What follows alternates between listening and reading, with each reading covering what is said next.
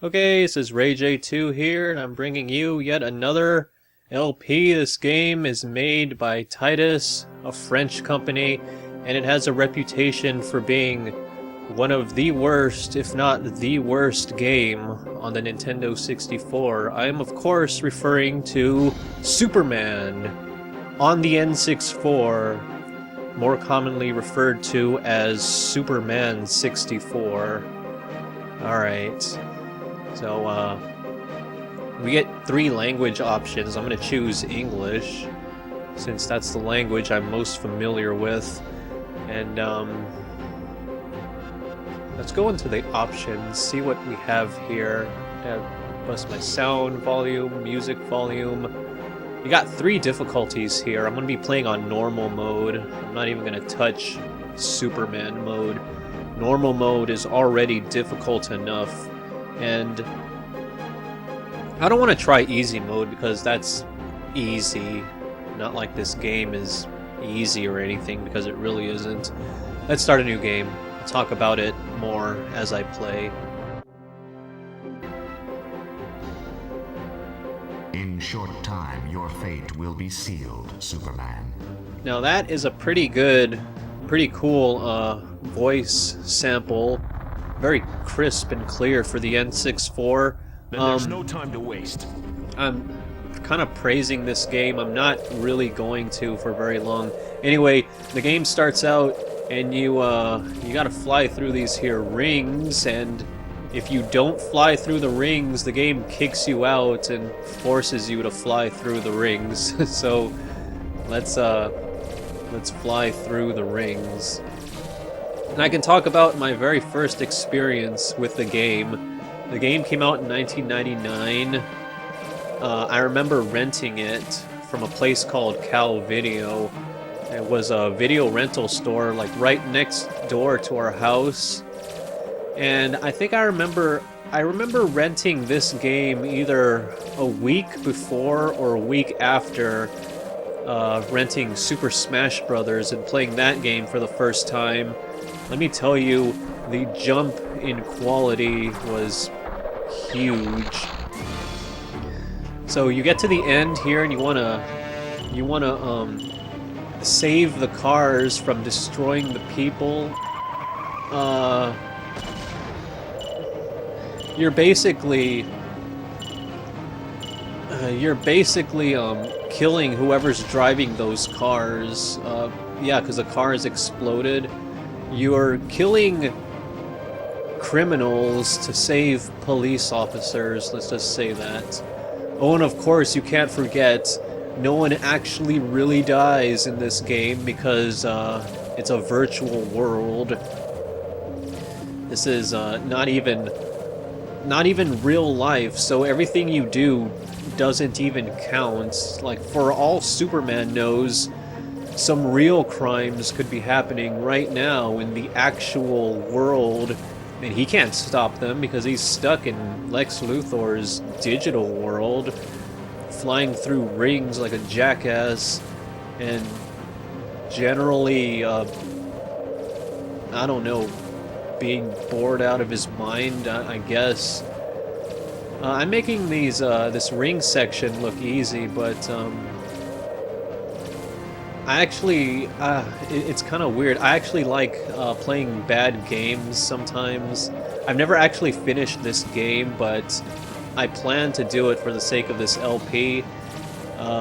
It's going to drive me crazy, I already know that. But I have a complete playthrough of Sonic the Hedgehog 2006 on my channel.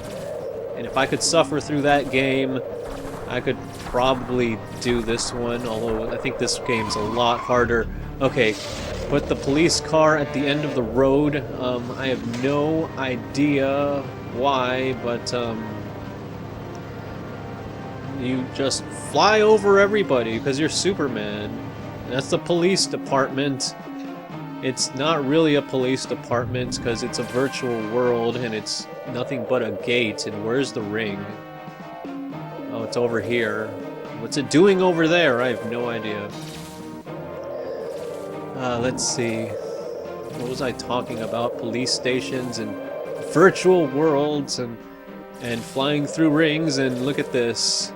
The rings are they're not making any sense now. They're just sometimes I can see where the next one is, sometimes I can't, just like the instance before the Dark Shadows. Check out Superman's awesome wicked punching animation. It is it's a complete joke like the rest of this game. And Luthor tells me to solve his maze. This is not a maze. This is basically a worse version of Pilot Wings. In fact, some of the graphics look like Pilot Wings. And I'm not talking about the N64 Pilot Wings. I'm talking about the Super Nintendo Pilot Wings. Some of the floor graphics, they look like they've been taken straight out of an SNES game. That's pretty freaking bad. And I'm doing this level flawlessly, but or as flawlessly as I can possibly do it, but things are gonna get really, really bad starting from the second level. I'll explain why when I get there, but for now, you've got ring flying time. Oh yeah, it's Ring King for custom red Superman booty shorts. What the hell is he wearing? Go into the thing, please. Casually stroll. Is it possible to moonwalk through this ring? Just find out. Oh, never mind. Gotta get the super breath icon for this. It's kind of difficult to get because the icon is so small. Get super. There we go. Now I gotta get to these here tornadoes and use my super powered superpowers to blow these tornadoes away from the fake digital Jimmy Olsen and the fake digital Lois Lane or whoever the hell I'm saving. Go away, tornadoes. Alright, one more. There you are. Here we go. Something else I wanted to mention is that I'm playing this game on an actual N64.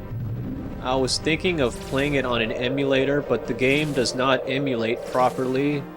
For example, this green fog that is constantly showing in the world is replaced by a big, obnoxious pink background on the emulated version, and that's how you can tell whether or not this game is running on actual hardware or just emulated hardware. And well, there's the Planet Express building.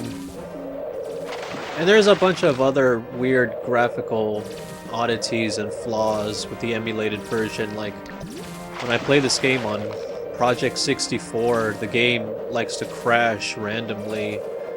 Luckily, the retail version doesn't do that, but it's just part of the Superman experience on the N64. And something else that it's weird I need to mention is that the game actually runs at a faster frame rate when you're underneath the water. It's quite bizarre. But here we go. We're gonna enter the dam, and then stuff is really gonna start getting real. Go in the dam, please. There we go. Superman wins! Superman 1, Luthor 0. Although, it's gonna be lopsided soon.